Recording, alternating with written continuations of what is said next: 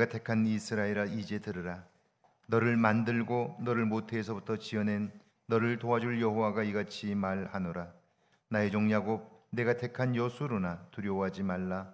나는 목마른 자에게 물을 주며 마른 땅에 시내가 흐르게 하며 나의 영을 내 자손에게 나의 복을 내 후손에게 부어주리니 그들이 풀 가운데서 솟아나기를 시냇가에 버들같이 할 것이라. 아멘.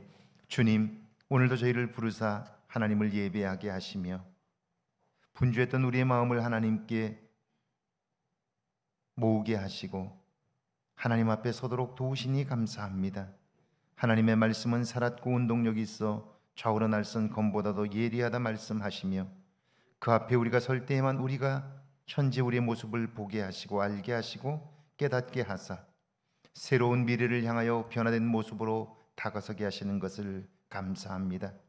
주님, 이제는 주님 앞에 나 자신을 발견하게 하시고 주님을 온전히 알게 하셔서 남은 생애 속에 하나님을 온전히 섬기게 하옵소서. 하나님을 기쁘시게 하는 모습 되게 하셔서 우리를 지으시고 이 땅에 보내신 하나님을 기쁘시게 하는 삶으로 온전히 살아가게 하옵소서. 성령 하나님, 이 시간도 예배하는 우리의 몸과 마음과 영혼을 받으사 하나님의 기쁨 되게 하옵소서. 예수님의 이름으로 기원하옵나이다. 아멘. 찬송가 37장 하나님께 드립니다.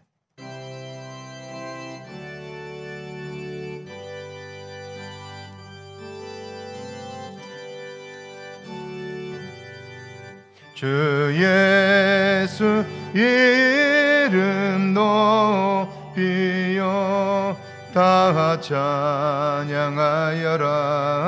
다 찬양하여라. 그 면류관을 들여서 만유의 주를 찬양하세. 찬양 찬양 찬양 만유의 주 찬양. 주 예수 당한 고난을 못 잊을 죄이나 못 잊을 죄이나 내 귀한 보배 바쳐서 만유의 주를 찬양하세. 찬양 찬양 찬양 만유의 주 찬양. 이 지구 위에 거하는 온 세상 사람들, 온 세상 사람들, 그 크신 위엄 높여서 만유의 주를 찬양하세. 찬양 찬양 찬양 만유의 주 찬양. 주 믿는 성도 다 함께 주 앞에 엎드려 주 앞에 엎드려 무궁한 노래 불러서 만유의 주를 찬양 찬양하세. 찬양하세 찬양하세 찬양. 주의 주 찬양. 아멘.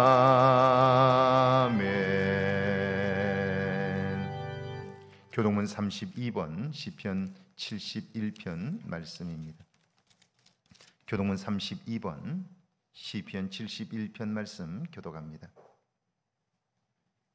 여호와여, 내가 주께 피하오니 내가 영원히 수치를 당하게 하지 마소서.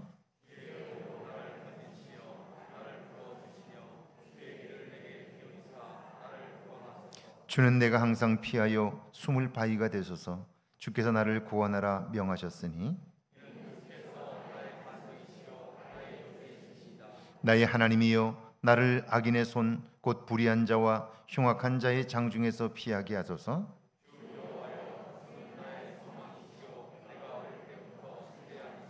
내가 모태에서부터 주를 의지하여 싸우며 나의 어머니의 배에서부터 주께서 나를 택하셨사오니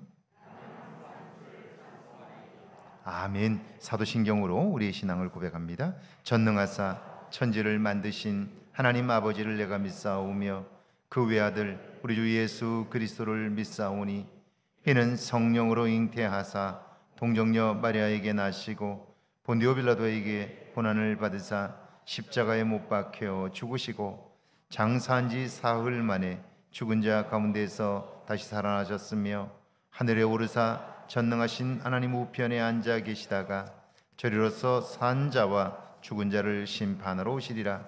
성령을 믿사오며 거룩한 공회와 성도가 서로 교통하는 것과 죄를 사하여 주시는 것과 몸이 다시 사는 것과 영원히 사는 것을 믿사옵나이다. 아멘. 자리에 앉으셔서 찬송가 68장 하나님께 드립니다.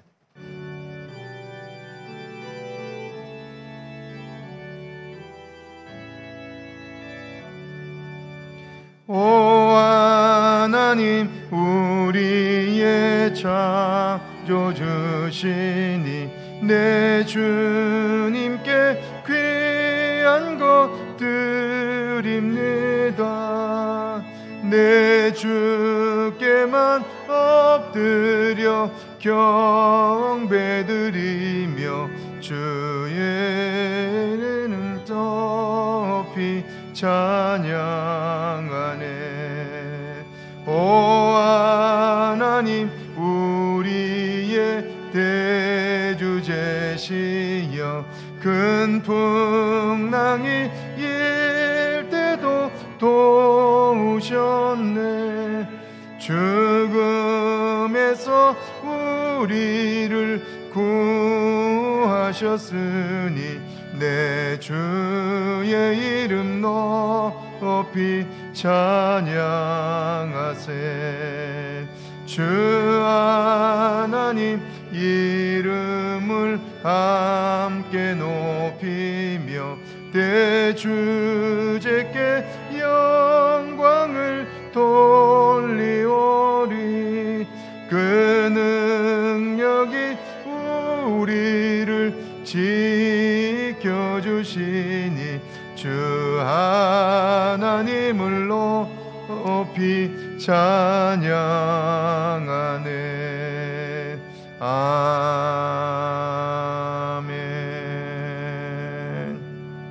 박용원 안수 집사님 기도하십니다.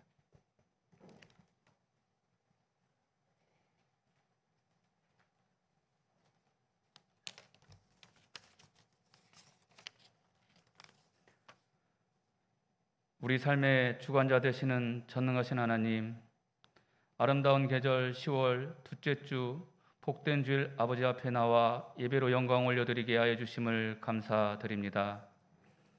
이 시간 우리의 생각과 분주함을 모두 내려놓고 마음을 다하여 주님께 예배드리오니 저희 예배를 받아 주시옵소서.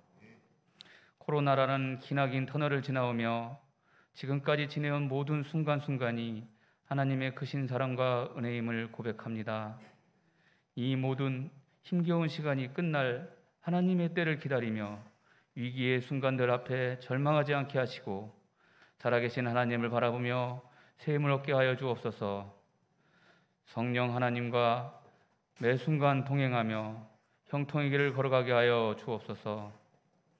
저희들의 삶의 세월을 아껴 무의미한 삶을 살지 않게 하시고 의미 있는 삶을 향하여 믿음으로 도전함에 주저하지 않게 하여 주옵소서.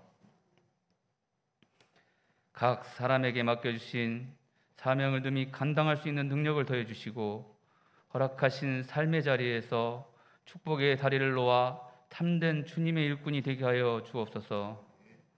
주님, 여태까지는 노년층과 중장년층이 백신 접종을 마치고 이번 주부터는 12세 이상 청소년이 코로나 백신 접종 예약을 받는다고 합니다.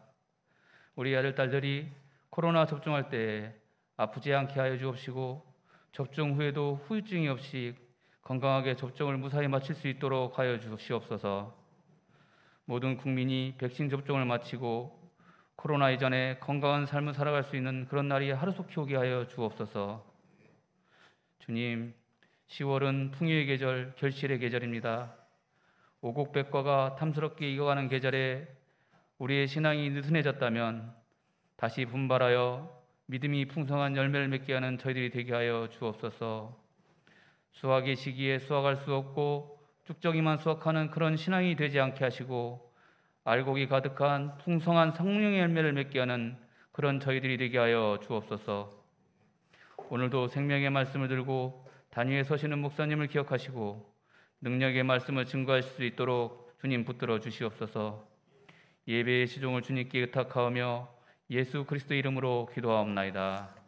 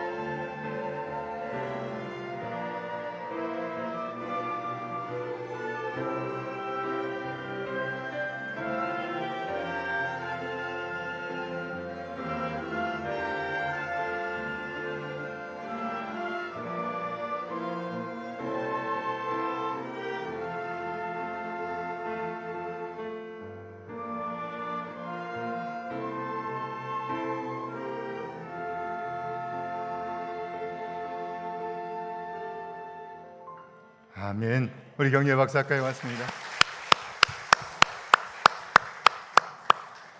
연주 감사합니다. 할렐루야. 예배 오신 여러분들을 주의 이름으로 환영합니다. 여러분, 우리 연주하는 팀들을 보면서 무슨 생각이 드셨나요? 잘하느냐 못하느냐가 아니라 이렇게 올 파트가 나와서 연습을 하려면 꽤 시간이 많이 걸렸을 텐데 연습하는데 어려웠겠다. 그 마음이 보이시면 여러분은 성숙한 사람입니다. 우리 다시 한번 격려의 박수 한번 할까요? 고맙습니다. 네. 고맙습니다. 오늘은 창조절 6째 주일입니다. 들판의 곡식과 열매들을 보면서 우리 삶을 풍성케 하시는 하나님의 손길을 발견합니다. 그 속에 씨앗을 담아서 다음 세대를 준비하신 섬세한 손길도 발견합니다. 그 하나님과 동행하는 한 주간이 되시기를 주의 이름으로 축복합니다. 오늘 예배 후 오후 1시 30분 3층 청소년부 예배실에서 교회 묘지 조성과 그룹홈 준비를 위한 안수집사의 모임을 갖습니다. 안수집사님들은 한 분도 빠짐없이 참석하셔서 교회의 미래를 준비하는 일에 협력해 주시기를 바랍니다. 당회 우리 이 팀장으로 선임하신 장로님 2분도 함께 참석해 주시기를 바랍니다. 다음 주 1부와 2부 주일 예배 후에 본당에서 공동체 동역장 모임이 있습니다. 공동체 멤버들의 소식 나눔과 코로나 상황에서의 사역에 관하여 의논하고자 합니다. 1부 예배 마치면 바로 이 자리에서 우리 이 성가대실에서 성가대석에서 만나도록 하겠습니다. 공동체 동역장님들 남으셔서 오래 걸리지 않을 것입니다. 이 자리에 오셔서 함께 저와 의논해 주시기를 바랍니다. 2부 예배 오시는 분들은 2부 예배 끝나고 이 자리에서 만나도록 그렇게 하겠습니다. 동역장님들 기억해 주시기를 바랍니다. 주일 1부 예배 후에 당회원들의 사진 촬영이 있습니다. 당회원들께서는 빠짐없이 참석해 주시기를 바랍니다. 이번 주가 생일 맞으신 분들입니다. 김석안수 집사님, 전지용 집사님, 김하영 성도님, 이호래 권사님, 홍성림 집사님, 서명옥 집사님, 박화자 권사님 축하의 박수 한번 하겠습니다.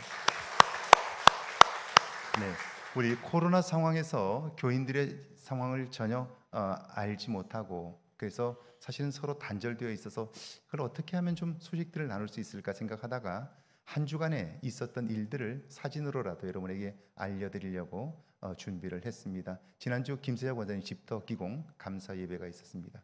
넘겨주실까요? 네, 우리 김동환 장로님 입원해 계신데 우리 익산병원에 입원해 계신데 신방하고 함께 기도했습니다. 예, 넘겨주시죠. 예. 우리 이병대 장로님, 김유선 장로님께서 아동센터 운영위원으로 오랫동안 활동하셨는데 이제 올해로 사임하시고 다음 분 이제 들어오시게 되는데 그래서 수고하셔서 공로패를 드렸습니다. 우리 2분 축하의 박수 한번 할까요? 고맙습니다. 네. 네. 다음 사진. 예, 지금 교회가 관리 집사님이 계시지 않아서 교인들이 이렇게 저렇게 구석구석에서 애쓰고 있습니다. 예, 교회 돌보시는 분들입니다. 우리 감사의 박수 한번 할까요? 고맙습니다. 네. 네, 이분들이 이제 교회 청소하시고 미화하시고 여러분이 보이지 않는 곳에서 이렇게 준비함으로써 오늘 깨끗하게 예배를 드릴 수 있게 되었습니다. 진심으로 감사를 드립니다. 우리 찬송 320장 부르 다른 사진 없죠? 네. 예, 320장 부르면서 준비하신 예물 보내겠습니다.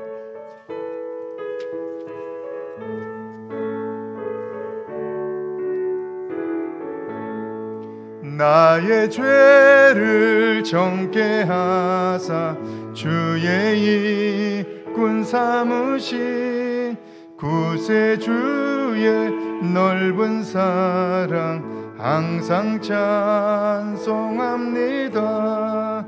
나를 일꾼 삼으신 주 크신 능력 주시고 언제든지 주 뜻대로 사용하여 주소서. 내게 부어 주시려고 은혜에 비하신 주의 은혜 채워주사 능력 있게 삼으신 주 크신 능력 주시고 언제든지 주 뜻대로 사용하여 주소서. 죄의 짐을 풀어주신 주의 능력 크도다. 나를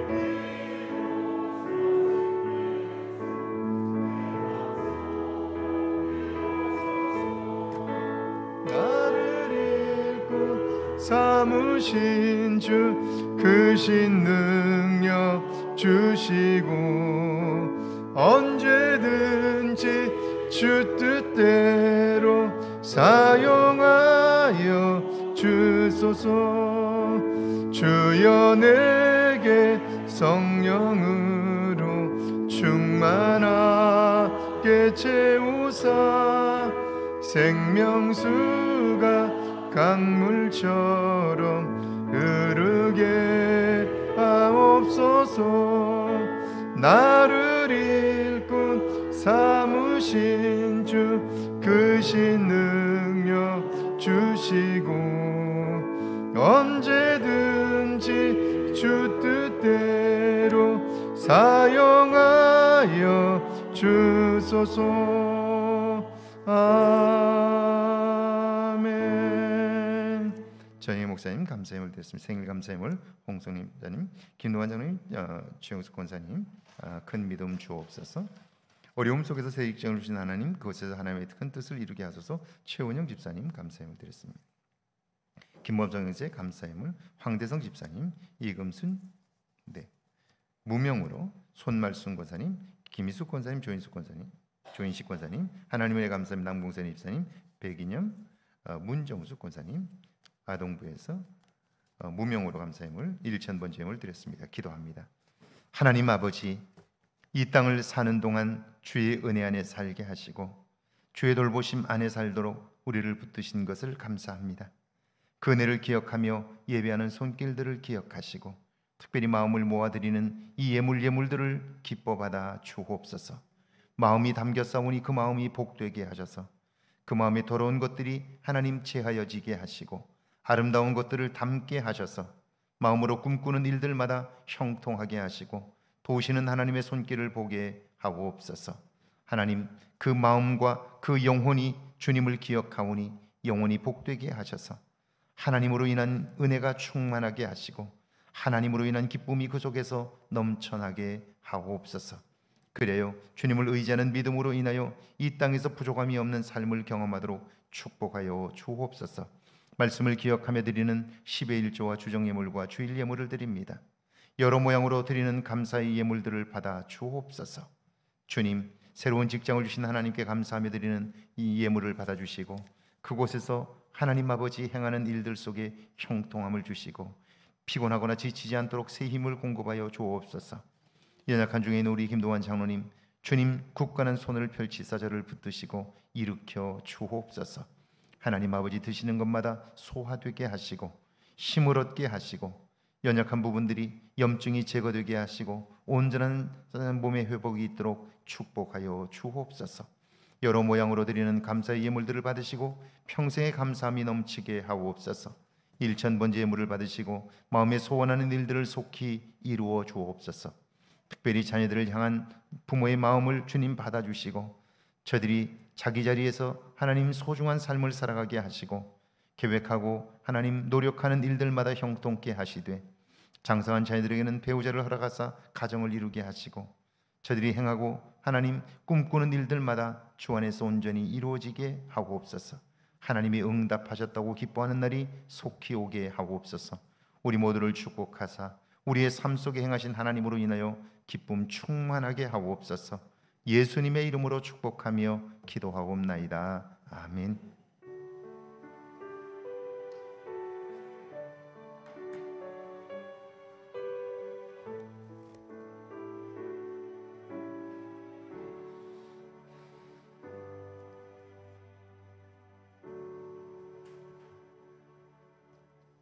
오늘 저에게 주시는 하나님의 말씀은 디모데전서 2장 1절과 2절 말씀, 구약성경 사무엘상 23장 1절에서 5절까지 말씀입니다. 먼저 우리 신약성경 2장 디모데전서 2장 1절과 2절 말씀입니다. 함께 봉독합니다. 그러므로 내가 첫째로 권하노니 모든 사람을 위하여 간구와 기도와 도고와 감사를 하되 임금들과 높은 지위에 있는 모든 사람을 위하여 하라. 이는 우리가 모든 경건과 단정함으로 고요하고 평안한 생활을 하려 함이라. 아멘. 구약성경 사무엘상 23장 1절에서 5절까지 말씀입니다. 제가 한 절 읽고 여러분들이 한 절 읽고 교독합니다. 사무엘상 23장 1절에서 5절까지 말씀입니다. 사람들이 다윗에게 전하여 이르되 보소서 블레셋 사람이 그 일날을 쳐서 그 타작마당을 탈취하더이다 하니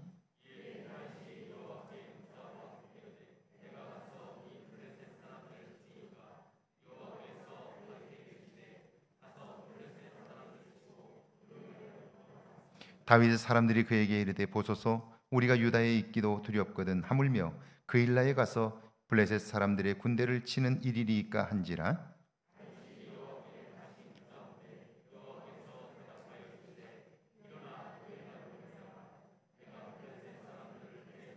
같이 읽습니다. 다윗과 그의 사람들이 그 일나로 가서 블레셋 사람들과 싸워 그들을 쳐서 죽이고 그들의 가축을 끌어오니라. 다윗이 이와 같이 그 일나 주민을 구원하니라. 아멘. 하나님의 말씀입니다. 할렐루야. 이번 한 주간에도 하나님의 은혜와 사랑이 여러분과 여러분의 가정에 넘치기를 축원합니다. 우리 앞뒤 옆 사람 한번 인사할까요? 만나서 반갑습니다. 네, 뒤에 분들도 한번 인사하시죠. 만나서 반갑습니다. 네. 제가 매주 이야기해도 사실은 괜찮을 정도로 여러분의 마음은 분주해 있고요. 그리고 몸은 이 자리에 와 있어도 여러분의 생각은 다른 곳에 가 있을 수 있습니다. 그래서 저와 눈을 마주치는 일이 굉장히 중요합니다. 눈을 한번 마주쳐 볼까요? 네. 뒤에 있는 분들 저를 한번 눈을 마주쳐 보시죠. 의식적으로 살지 않으면, 그러니까 우리 눈앞에 주어진 대로 살면 우리의 삶은 엉망이 됩니다. 그래서 의식적으로 살지 않으면 우리는 우리의 몸의 옛 습관을 따라 살도록 되어 있어요. 그러면 변화 없는 삶을 살게 돼요. 그렇기 때문에 의식하며 사는 일이 굉장히 중요해요. 예배 때에 내가 여기에 와 앉아 있지만 내 생각이 다른 데 가 있을 수 있지, 이걸 의식하면 집중할 수 있게 돼요. 집중하면 그러면 내가 보지 못했던 것들을 볼 수 있게 되고요. 우리의 삶이 좀 더 깊이가 있게 돼요. 그래서 의식하며 사는 삶이 얼마나 중요한지 몰라요. 오늘 저와 눈을 마주치는 일은 의식하지 않으면 불가능해요. 그래서 의식하며 여러분 함께 예배할 수 있기를 바랍니다. 사람은 살면서 소중하게 여겨야 할 것들이 정말 많습니다. 그 중에서 신앙과 삶의 원칙과 관련돼서 가장 소중한 것 하나를 꼽으라면 아마도 모른다는 사실을 알고 인정하는 걸 거예요. 내가 모른다는 사실을 알고 인정하는 것, 그것이 우리가 살아가면서 신앙생활을 하면서 가장 중요한 것 중에 하나다. 아니, 가장 중요한 것일 수 있다. 그렇게 말할 수 있는 거예요. 왜냐하면 모르면서 아는 척할 때 일어나는 비극이 너무나 크기 때문이에요. 모르면서 아는 척하며 살게 될 때 그의 삶에 나타나는 비극이 너무 커요. 만약 알지도 못하면서 아는 척하면 우리는 욕심에 끌려 살 수밖에 없고 교만을 쫓아 살 수밖에 없어요. 그러면 우리의 삶은 망하는 거예요. 1957년 10월 독일의 제약회사 그류넨탈은요, 의사의 처방 없이도 구입할 수 있는 진정제와 수면제 콘테르간을 시판했습니다. 1950년대이면 2차 세계대전이 끝난 직후이지만 유럽의 산업혁명이 꽃을 피운 이후입니다. 나라마다 소득이 많아졌고요. 삶의 여건은 굉장히 좋아졌습니다. 그런데 세상의 일이라는 것은요, 100% 좋은 것도 100% 나쁜 것도 없습니다. 집집마다 공장에 다니며 삶은 안정되었고요. 넉넉한 삶을 살게 되었어요. 그런데 먹을 것은 넉넉한데 쓰는 것도 풍성한데, 그런데 밤이 되면 잠을 들 수가 없는 거예요. 잠이 오질 않는 거예요. 스트레스가 심해서 정신과적인 문제들이 생기는 거예요. 찰리 채플린의 영화 모던 타임즈가 그걸 말해주고 있지요. 그러니까 진정제와 수면제가 유럽 전역에서, 전 세계에서 얼마나 많이 팔렸는지 몰라요. 게다가 이 약은 입덧을 완화하는데 탁월한 효과를 발휘했어요.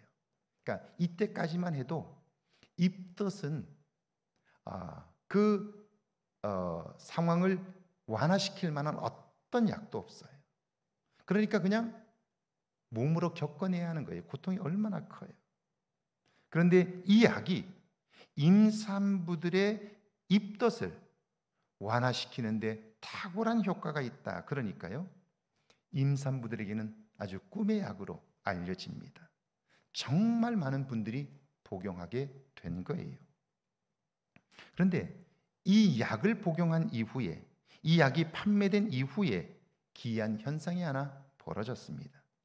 신체적 기형아들이 급격히 늘었고요, 신생아들의 생존율이 심각하게 낮아졌어요. 살아남았다 하더라도 성인이 된 후에도 평생 후유증을 안고 사는 거예요. 1961년 11월 독일에서, 1962년 여름 일본에서 이 약이 판매 금지가 되기까지 무려 5년 동안 사용되었는데요, 유럽에서만 8,000명, 전 세계 48개국에서 12,000명이 넘는 기형아가 태어났습니다. 우리나라의 경우 가습기 살균제로 인해서 엄청나게 많은 사람들이 고통을 겪었고 수많은 아이들이 목숨을 잃었죠.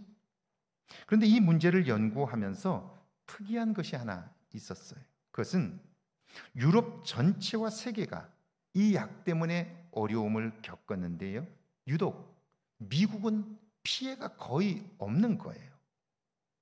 어떻게 된 걸까 추적하다가 영웅 한 사람을 발견했습니다.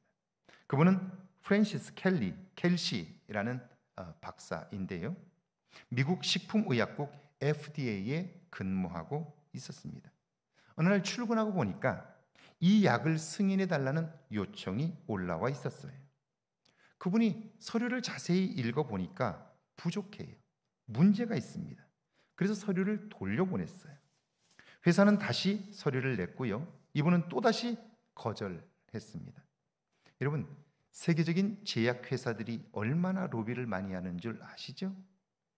위로부터 압력이 들어오고 여러 방면에서 압박을 하는데요, 그래도 켈시 박사는 자신의 뜻을 굽히지 않습니다. 결정적인 내용은 이런 거예요. 제약회사들은 돈을 빨리 벌 목적으로 시간이 오래 걸리는 사람 대상의 임상실험 대신 동물 실험만 했어요. 그리고는 문제가 없다고 서류를 제출했는데 켈시 박사는 동물과 사람은 다르다는 거예요. 사람에게 임상실험을 하지 않고 약을 판매한 것은 옳지 않다라고 이야기하면서 거절한 거예요. 무려 6번이나 거절을 했습니다. 그러는 동안 문제가 드러났고요, 미국은 그 피해에서 벗어날 수 있었습니다. 켈시 박사는 일약 영웅이 되었지요. 지금도 FDA의 승인이 세계적으로 가장 까다롭다고 하는 것은 바로 이 켈시 박사의 영향 때문입니다.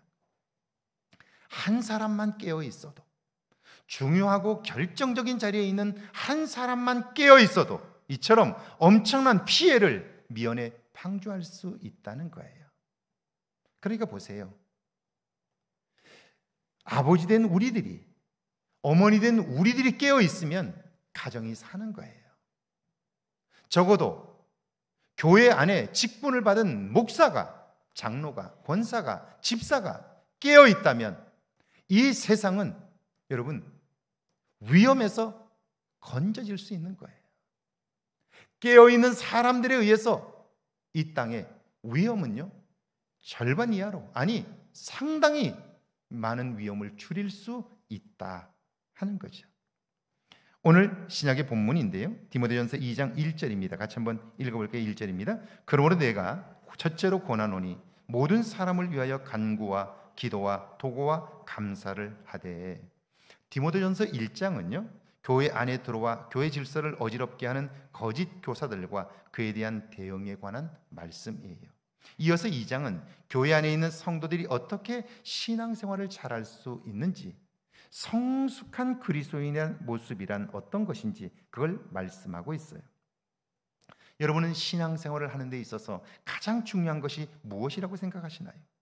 사도 바울은 그것의 첫째를 이렇게 말씀합니다. 그러므로 내가 첫째로 권하노니 모든 사람을 위하여 간구와 기도와 도구와 감사를 하되. 내가 첫째로 권하노니, 이때 첫째는요 1, 2, 3 할 때의 순번이 아니고 우선순위에서의 첫째입니다. 다시 말하면 이것 없이 둘째와 셋째는 의미가 없는 거예요. 가장 중요한 것, 중요한 것들 중에서도 가장 중요한 것, 그것이 첫째인 것이죠. 그렇다면 사도 바울이 신앙생활에서 첫째로 꼽은 것이 무엇일까요? 그것은 간구와 기도와 도구와 감사입니다. 믿음이 아닙니까? 교육이 아닙니까? 선교와 전도가 더 중요한 것 아닙니까? 그런데 아니에요. 왜요? 이것이 우리의 믿음을 믿음되게 하기 때문이에요. 교육을 온전하게 하고요, 선교와 전도를 불일듯 불러일으킬 수 있기 때문이죠. 하나님이 하실 차원이 아니라 사람이 해야 할 차원에서 보면 신앙의 모든 것을 떠받치는 본질적인 것이 바로 이것이다 라고 하는 말이에요. 그리고 이것은 사실 그리스도인들을 세상 사람들과 구별되게 하는 거예요.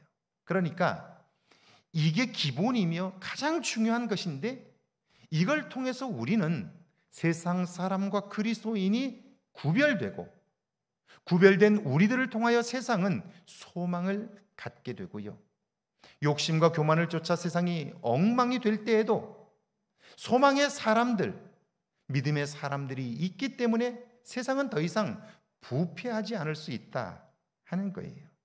자, 그렇다면 간구와 기도, 도구와 감사란 무엇일까요? 간구란 절대적인 필요, 간절히 원하는 것을 의미합니다. 그러니까 죽음을 앞둔 사람에게는 사는 것이고, 앞을 보지 못하는 사람에게는 눈을 뜨는 걸 거예요. 이런 상황이 되면 사람들은 누구나 하나님께 간구할 것 같은데 그렇지 않습니다. 스스로 먼저 포기하는 사람들이 있습니다. 우리가 내면에 간직해야 할 것 첫 번째가 간구라는 말이에요. 위기 상황에서도 하나님께 도움을 구하는 마음, 그걸 준비해야 한다는 거예요. 당황하면 우리도 모르게 우리의 인간적인 판단을 쫓아서 다급한 결정들을 내리는데, 그것보다 먼저 하나님께 기도할 수 있는 마음, 어떤 상황에서도 먼저 하나님을 찾을 수 있는 마음, 이 간구가 있어야 한다 하는 거죠. 이런 마음을 준비함으로 위기가 기회가 되는 여러분 되기를 주의 이름으로 축원합니다. 두 번째가 기도입니다. 기도란 하나님과의 교제입니다. 사귐이에요. 일상을 그분과 상의하는 거예요. 목회를 하는 동안 정말 힘든 교인들이 있었지요. 오해하고 잘못된 소문을 퍼뜨려 저와 교회를 힘들게 합니다. 얼마나 힘든지요. 그러지 말아야지 해도 그분을 보면 내 몸이 돌아가요. 너무 힘들게 하니까요. 그래도 그러면 안 되잖아요. 여러분 알겠어요. 그렇게 하면 안 돼요. 그런데 내 몸이 말을 듣질 않아요. 그 사람을 보면 경직되고 몸이 돌아가고 얼굴을 돌리게 되는 거예요. 그리고 그 사람이 미워져요. 이걸 어떻게 할 수가 없어요. 그런데 그분을 위해서 기도하는데요, 한 번은 하나님께서 제게 물으셔요. 종아, 왜 저가 그렇게 하는 줄 아느냐? 모르지요. 이해가 안 가는 거예요. 그래서 왜 그런지 모르겠습니다 했더니 하나님께서 제게 말씀하셔요. 아파서 그래. 힘들어서 그래. 그래서 내가 너에게 맡긴 거야. 그러셔요. 그 음성을 기도 중에 들었는데요, 상황은 조금도 변하지 않았어요. 그런데 제가 달라졌어요. 왜 저러는지 모르겠어. 저 사람 왜 그래? 내가 뭘 잘못했다고? 그러니까 자꾸 그 사람이 미워지는데요. 기도하면서 하나님께서 아파서 그래, 그 사람이 지금 힘들어서 그래, 그걸 알게 하시니까요. 그러니까 그 사람이 안 된 거예요.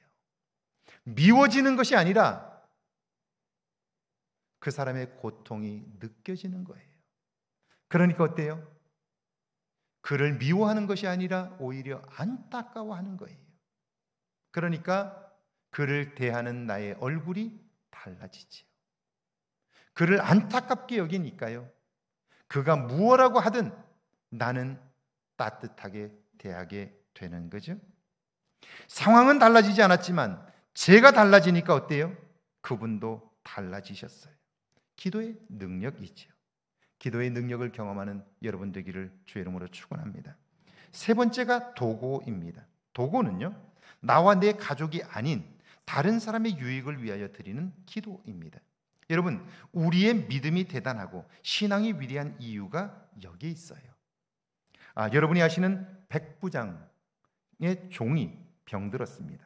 당시 사람들은 노예가 병들면 내다 버립니다. 그런데 믿음의 사람 백부장은 그럴 수가 없어요. 그래서 예수님께 도움을 요청했고요, 예수님은 내가 가서 고쳐주리라 그렇게 허락하셨어요. 그런데 그때 그가 내가 가서 고쳐줄게 라고 예수님께서 말씀하셨을 때 그가 놀라운 고백을 합니다. 이게 믿음의 고백인데요. 주여, 내 집에 들어오심을 나는 감당하지 못하겠사오니 다만 말씀만 하옵소서. 그러면 내 하인이 낫겠습니다. 그래요. 말씀만 하셔도 나을 것 같습니다. 나는 그렇게 믿습니다 라고 이야기한 거죠. 이것이 그의 믿음이에요. 그러자 감동을 받으신 예수님께서 가라, 내 믿은 대로 될지어다 하시니 그 즉시 하인이 나았다. 성경의 기록입니다. 종이 나았어요. 내 믿음대로 될지어다, 네가 믿은 대로 될지어다, 이렇게 말씀하셨어요. 그리고 그 말씀대로 종이 나았어요. 누구의 믿음입니까? 병자의 믿음이 아니에요. 그의 주인 믿음의 사람 백부장의 믿음입니다. 그러니까 오늘 내 믿음이 누군가의 삶에 결정적인 영향을 미칠 수 있다는 거예요. 우리는 살아가는 동안 왜 자꾸 입으로 말로 고치려고 하나요? 우리의 자녀들을 말로 고치려고 하지 않나요? 그래서 상처가 되고 고통을 겪고 있지 않나요? 보세요. 인간 관계에서 왜 상처가 나고 힘겨워하나요? 말로 옳고 그름을 따지다가 그렇게 되지 않나요? 그러면 내가 그 사람의 잘못을 지적하는 것은 옳아요. 그러면 그 사람은 이렇게 말해요. 그래, 내가 실수했어. 근데 니는 다 잘했냐? 나는 다 잘할 수 있나요? 그러니까 내가 잘못한 걸 그 사람이 또 지적을 해요. 그럼 어때요? 관계가 깨어지는 거예요. 자, 믿음의 사람은요, 나의 믿음의 기도가 그 사람의 삶에 영향을 미친다고 믿어요. 나의 기도가 하나님이 들으시면 그 기도가 응답되어 그의 삶에 결정적인 영향을 미칠 수 있다고 믿기 때문에 말이 아니라 기도로 문제를 해결해 가는 거예요. 이게 세상 사람과 다른 것이죠. 오늘 우리의 삶에 이런 기도의 능력이 있느냐 하는 것이죠. 몇 달 전쯤입니다. 새벽 기도를 마치고 기도를 하는데요, 갑자기 저와 함께 신앙생활을 했던 집사님 부부가 생각이 났습니다. 기도를 시작했는데요, 기도가 얼마나 간절한지 몰라요. 그 다음 날도 두 분이 생각났고요, 며칠 동안 기도가 끊이지를 않아요. 기도하면서 이 두 분에게 관심이 있으니까요, 궁금해서 전화를 했습니다. 남자 집사님과 통화를 했는데 부부가 떨어져 있다는 거예요. 저는 일 때문에 그런 줄 알았는데 나중에 다른 분을 통해서 들으니까 위기를 만난 거예요. 그래서 별거를 했는데요, 다행히 최근에 관계가 좋아졌다는 거예요. 도고를 통해서, 중보기도를 통해서 도우시는 하나님을 경험할 수 있는 거죠. 제가 그 남자 집사님에게 전화를 했어요. 어떠냐? 그래서 그런 얘기를 하는 거예요.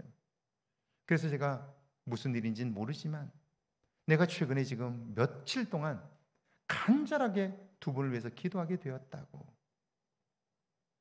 그래서 무슨 일이 있는지 걱정이 되어서 내가 전화를 했노라고.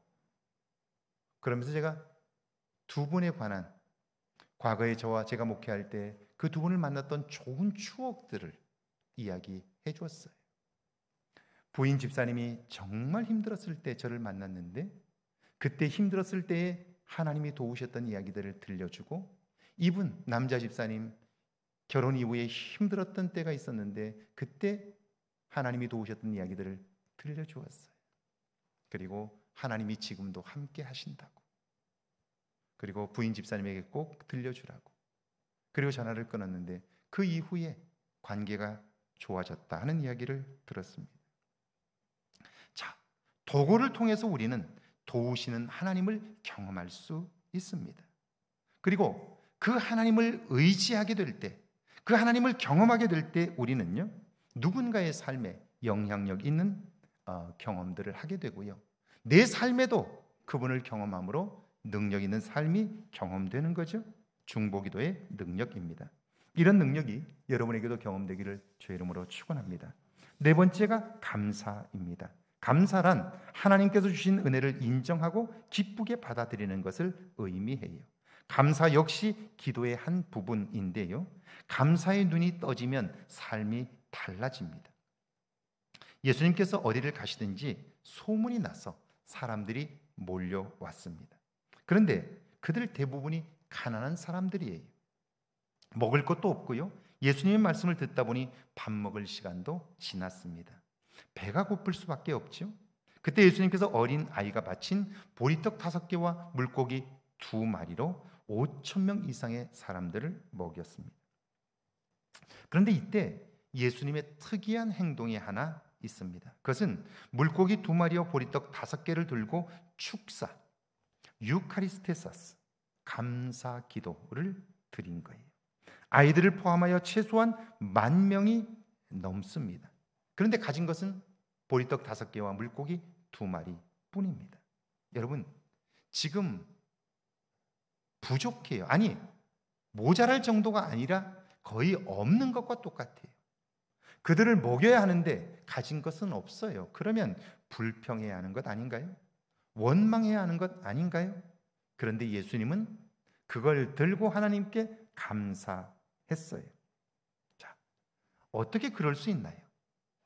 지금 내 손에 가진 것은 너무나 적지만, 그러나 그것과 하나님의 도움을 포함시키는 거예요. 하나님이 하실 일을 믿음으로 보니까요, 그러니까 감사할 수 있는 거죠. 썩어 냄새가 나는 나사로의 무덤 앞에서도 예수님은 감사의 기도를 드려요. 아버지여, 내 말을 들으신 것을 감사하나이다.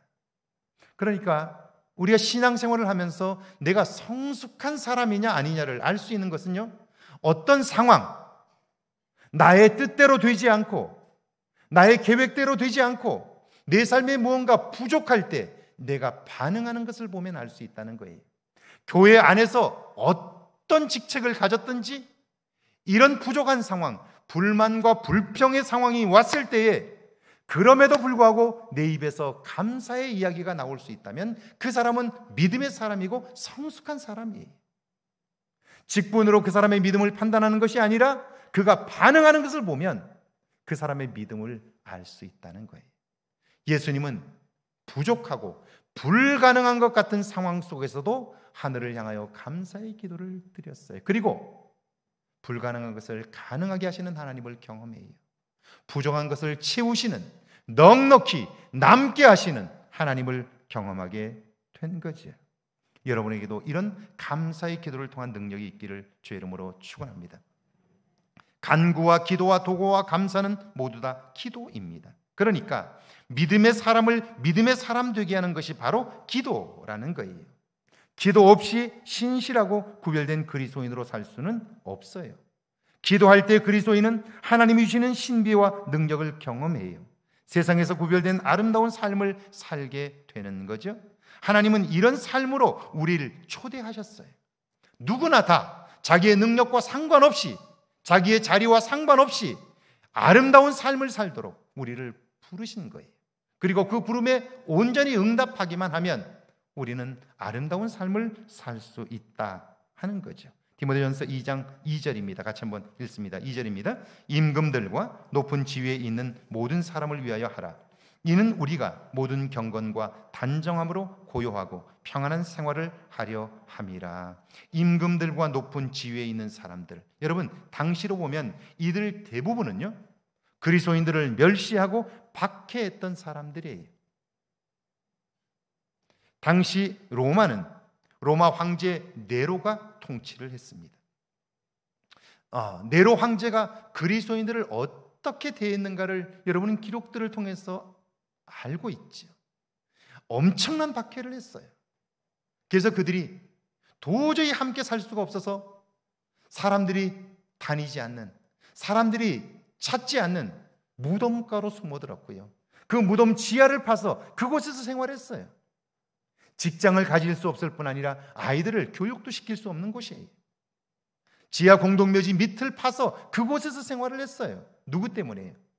이 로마 황제의 박해 때문에요. 그런데 오늘 사도 바울은 그런 높은 자리에 있는 사람에 대한 태도를 이렇게 말해요. 임금들과 높은 지위에 있는 모든 사람을 위하여 기도하라, 그렇게 말하는 거예요. 그들을 향해서는 저주해야 하는 것 아닌가요? 그들을 향해서는 욕해야 되는 거 아닌가요? 그런데 그들을 위해서 기도하라는 거예요. 왜요? 이유는 우리가 그들을 향하여 저주하는 순간, 그들을 향하여 대적하고자 하는 순간 우리는 우리도 모르는 사이에 미움의 포로가 되는 거예요. 그들을 미워하면서 그들의 행위는 정당하지 않아요. 그러나 그들의 행위가 정당하지 않기 때문에 그들을 저주하는 순간 우리는 나도 모르는 사이에 미움의 포로가 되는 거예요.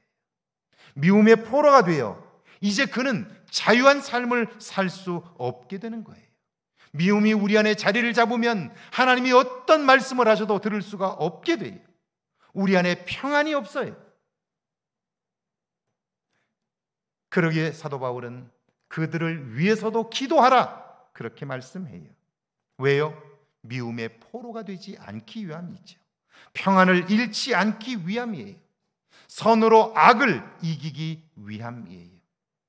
그리스도인의 삶이 아름답다면 바로 이런 모습이 구별된 모습이고 아름다운 모습인 거죠. 우리는 내가 옳기 때문에 다른 사람이 틀렸다고 말하면서 그 사람을 향해서 판단해요. 그런데 그 사람의 행동이 바뀌지 않으면 그때부터 그 사람을 미워해요. 내가 옳은 것은 좋은데 판단하는 순간 그를 미워함으로써 나는 미움의 포로가 된다는 걸 몰라요.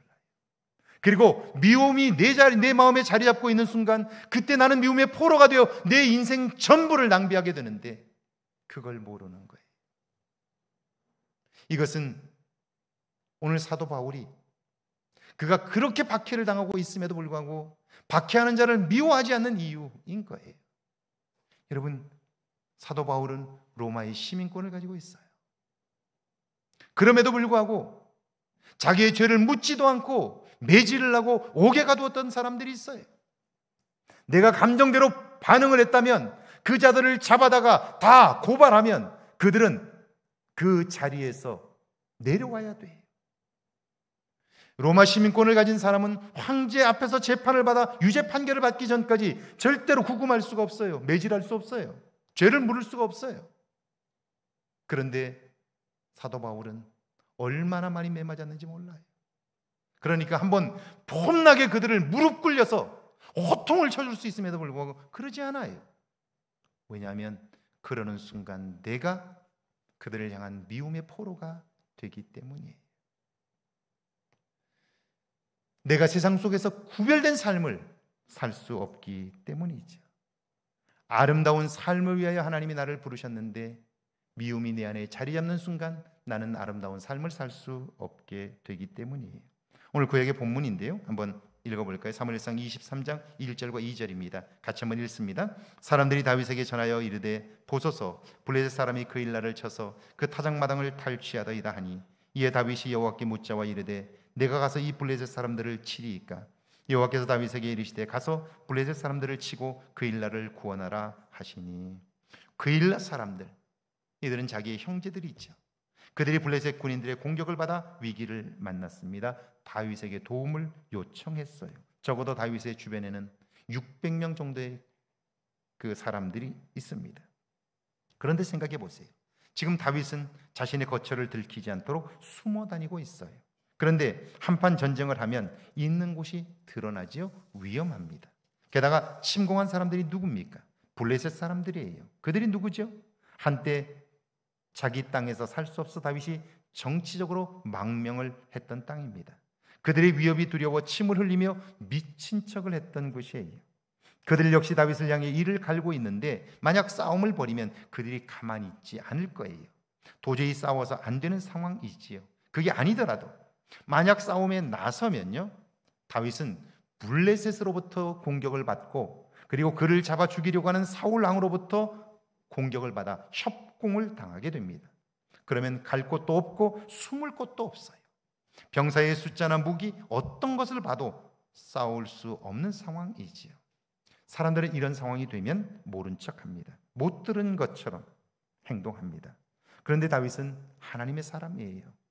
세상 사람과는 다른 삶을 사는 사람이죠. 무엇이 다른가요? 믿음의 자녀인데요. 뭐가 달라요? 사도 바울이 그리스도인으로서 신앙과 삶의 가장 중요한 것이 무엇이라고 했죠? 간구와 기도와 도구와 감사지요. 상황이 너무 안 좋아요. 지금은 때가 아니에요. 내 생각은 그런데, 내 판단은 그게 옳은데, 그때에도 믿음의 사람인 내가 해야 할 행동은 뭘까요? 어떻게 반응해야 할까요? 위기 상황이니까요. 사도 바울이 이야기한 것처럼 이때 가장 필요한 것은 간구이지요. 기도예요. 그래서 자기 생각과 판단을 밀쳐두고 하나님께 묻습니다. 다윗이 여호와께 묻자와 이르되 내가 가서 이 블레셋 사람을 치리이까? 하나님, 어찌하면 좋습니까? 내가 어떻게 해야 할까요? 간구하는 거예요. 하나님의 뜻과 마음을 알게 해달라고 기도하는 거죠. 그랬더니 하나님께서 응답하십니다. 여호와께서 다윗에게 이르시되 가서 블레셋 사람들을 치고 그 일날을 구원하라. 여러분, 하나님이 가라 하실 때에는요, 하나님이 책임지신다는 거예요. 승리를 약속하시는 거예요. 그런데요, 믿음으로 살고 하나님의 뜻대로 행하고자 할 때 그 길이 결코 평탄하지 않아요. 단순하지 않아요. 내가 기도했더니 하나님이 가라 하셨어요. 그러면 가면 될 것 같은데 쉽게 그렇게 되지 않는다는 거예요. 3절입니다. 같이 한번 읽습니다. 다윗의 사람들이 그에게 이르되 보소서, 우리가 유다에 있기도 두렵거든 하물며 그 일라에 가서 블레셋 사람들의 군대를 치는 일이리까 한지라. 자, 함께 있었던 병사들이 이야기하는 거예요. 하나님이 응답하셨다고, 이제 우리 가서 블레셋 사람들과 전쟁하자고. 그러니까 아니, 여기에 숨어 있는 것도 두려운데 나가서 싸우면 위치가 드러나고 그러면 우리는 살지 못합니다 라고 이야기하는 거예요. 가지 말자는 거죠. 피하자는 거예요. 여러분, 그들이 누굽니까? 그와 함께한 사람들인데요, 다윗은 그들의 말을 무시하기 어려워요. 왜냐하면 그들과 함께 있기 때문에 든든해요. 그들이라도 있어야 후위를 도모할 수 있어요. 그리고 그들의 말이 일리가 있습니다. 틀리지 않아요. 여러분 같으면 이런 때 어떻게 하시겠어요? 나도 그들의 말이 옳다고 생각이 들어요. 그런데 하나님께 기도했더니 하나님이 가라, 가서 싸우라 그러는 거예요. 그래서 싸우려고 마음을 다 잡았는데 함께한 병사들이 그러면 안 됩니다, 가면 죽습니다 라고 얘기하는 거예요. 다윗이 봐도 그래요. 여러분 같으면 이런 상황에서 어떻게 하시겠어요? 자, 이때야말로 또 한 번 다윗은 믿음이 흔들릴 수 있는 위기인 거죠. 삶의 위기인 거예요. 그러면 위기의 때 그가 해야 할 가장 중요한 첫째가 뭔가요? 그것이 간구인 거예요. 하려고 했지만 또다시 위기를 만났어요. 그때 해야 할 첫째는 간구인 거죠. 기도가 필요한 거예요. 그래서 4절과 5절입니다. 같이 한번 읽습니다. 다윗이 여호와께 다시 묻자온대 여호와께서 대답하여 이르시되 일어나 그 일나로 내려가라. 내가 블레셋 사람들을 내 손에 넘기리라 하신지라. 다윗과 그의 사람들이 그 일나로 가서 블레셋 사람들과 싸워 그들을 크게 쳐서 죽이고 그들의 가축을 끌어오니라. 다윗이 이와 같이 그 일나 주민을 구원하니라. 자, 다시 한번 위기를 만났을 때 그때에도 그는요 하나님께 간구해요. 기도해요. 그리고 하나님의 응답을 따라 순종했어요. 그랬더니 어때요? 분명히 질 거라고 생각했어요. 그렇게 하면 안 될 거라고 생각했어요. 그런데 이겼어요. 그리고 하나님이 이기게 하신 승리를 경험하게 되면서 그들 속에 승리에 대한 확신이 생긴 거예요. 이 승리에 대한 확신은 하나님의 살아계심에 대한 확신이니까요. 이후에 그들의 삶은 더욱 견고해지게 되는 거죠. 세상 사람과 다른 삶을 살게 되고요. 그들이 감격하며 하나님께 찬송하게 될 때 그들의 삶은 아름다워질 수 있었던 거죠. 눈앞의 상황은 어렵습니다. 힘들어요. 그리고 내 생각이 옳아요. 그럼에도 기도가 필요합니다. 하나님이 행하실 아름다운 일을 경험하기 위함이지요. 기도와 감사로 아름다운 삶을 날마다 누리는 저와 여러분 되기를 주의 이름으로 축복합니다. 우리 찬양하고 기도합니다.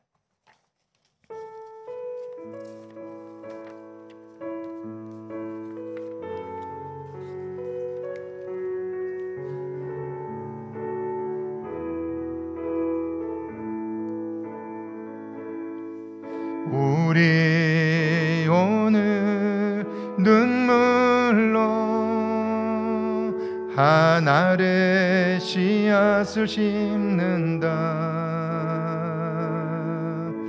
꿈꿀 수 없어 무너진 가슴에 저들의 푸른 꿈 다시 돋아나도록 우리 함께 땀 흘려 소망의 길을 만든다. 내일로 가는 길을 찾지 못했던 저들 노래하며 달려갈 그 길, 그날에 우리 보리라. 새벽 이슬 같은 저들 일어나 뜨거운 가슴 사랑의 손으로 이 땅 치유하며 행진할 때 오래 황폐하였던 이 땅 어디서나 순결한 꽃들 피어나고 푸른 의의 나무가 가득한 세상 우리 함께 보리라. 우리 시간 함께 오늘 말씀을 기억하면서 기도하기를 원하는데요, 제가 청년 시절이었습니다. 제 미래 진로에 대해서 깊은 고민을 할 때였어요. 그때 서울에서 부동산으로 성공한 제 선생님 한 분이 저를 찾아오셨어요. 오셔서 강남에서 부동산을 하고 있는데 사업이 너무 잘 되어서 사무실을 3개나 냈는데 사무실을 관리할 사람이 없다고 절 보고 올라오라고, 와서 사무실 하나를 맡으라고, 내가 다른 건 몰라도 네가 이 사무실 하나를 맡아서 할 수 있도록 너에게 맡기겠다고 그렇게 말씀하셔요. 그 당시 부동산은 어마어마하게 성업을 이루고 있었어요. 돈 한 푼 들이지 않고 엄청난 부자가 될 수 있는 일들이었어요. 그러면서 선생님은 제게 당신이 지금까지 몇 년 동안 이룬 성공을 이야기해 주셨어요. 저를 정말 아껴주신 분이기 때문에 제가 하고 싶은 마음도 있었어요. 그런데 제가 기도했어요. 제 인생에서 부자가 되는 것, 그게 제 마음속에 자리 잡고 있었던 꿈이었어요. 근데 그 꿈을 이룰 기회가 온 거예요. 그런데 그걸 놓고 제가 기도했는데요, 성경을 읽다 삭개오에 관한 부분에서 제가 깜짝 놀랐어요. 성경에 보면 삭개오가 부자이고 세리장이었다고 이야기해요. 사회적으로 성공했고 그리고 부자였다는 거예요. 저는 그 삭개오에 관한 이야기를 읽으면서 궁금해졌어요. 부자가 된 사람은 과연 행복했을까? 그 생각이 들었어요. 그리고 읽어보니까 행복했다면 그가 예수님을 찾을 이유가 없었을 거예요. 예수님께 와서 보고자 했으나 보지도 못했고 뽕나무에 올라갔고요. 그리고 예수님께서 그의 이름을 알고 부르고 그의 집에 갔을 때 그는 지금까지 가지고 있었던 자기의 재산 절반을 가난한 자와 나누겠다고 이야기해요. 제가 그 대목을 읽으면서 부자였던 삭개오는 행복하지 않았구나 하는 걸 알았어요. 그리고 정말 정중하게 선생님의 제안을 거절했어요. 그런데 어떤 일이 벌어진 줄 아세요? 그렇게 돈을 많이 버시고 성공했던 그 선생님은요, 술로 불과 몇 달 만에 시체가 되어 내려오셨어요. 제가 제 손으로 그분을 모셨어요. 설악산 밑에 상도문이라고 하는 곳에 그분이 시신을 모시고요, 장례를 치렀어요. 그때 제가 알았어요. 하나님께 기도하지 않으면, 우리의 판단을 따라 살면 우리 삶은 망해요. 사람들은 그분의 성공만 보고 축하했어요. 근데 그 성공을 이루려고 밤마다 술을 마시는 거예요. 몸이 감당할 수 없을 만큼 술을 마셨고요, 의사가 경고했음에도 불구하고 그 성공을 지키려고 술을 놓을 수 없었던 거예요. 그리고 술 때문에 결국 돌아가셨어요. 여러분이 남은 삶에 추구하고자 하는 게 뭔가요? 어떤 삶을 원하시나요? 하나님은 우리 모두가 다 아름다운 삶을 살기를 원하셔요. 그걸 위한 준비들을 하셨어요. 우리 시간 한번 같이 기도할까요? 내 남은 삶을 아름다운 삶을 살게 해달라고요. 그러기 위해서 그리스도인다운 삶, 기도하는 삶으로 변화되게 해달라고요. 우리 한번 같이 오늘 말씀을 기억하면서 기도합니다. 하나님 아버지, 은혜와 사랑을 감사합니다. 죄를 사랑하사 함께 하시고 하나님의 도움을 얻게 하시나니 여호와여 함께해 주옵소서. 여호와여 은혜를 베풀어 주옵소서. 전능하신 하나님 아버지, 진실로 주님 앞에 비옵나니 우리 한 사람 한 사람을 기억하시고 주님 우리를 통해 행하실 하나님의 일들을 보게 하옵소서. 이제는 아름다운 삶으로 초대하신 하나님을 기억하게 하시고 그 하나님의 은혜 안에서 살게 하옵소서. 우리의 삶을 생각해 보게 하시고 주님, 내 생각과 판단을 쫓아 사는 것이 아니라 기도하며 한 걸음씩 나아가게 하옵소서. 그래요, 아름다운 삶으로 초대하신 하나님의 부름에 응답함으로 우리의 남은 삶이 하나님 참으로 구별된 삶이 되게 하시고 아름다운 삶이 되게 하옵소서. 여호와의 은혜를 베푸소서. 여호와여 새롭게 해 주옵소서. 주님이 도우시고 함께 하사 하나님의 거룩함을 보게 하옵소서.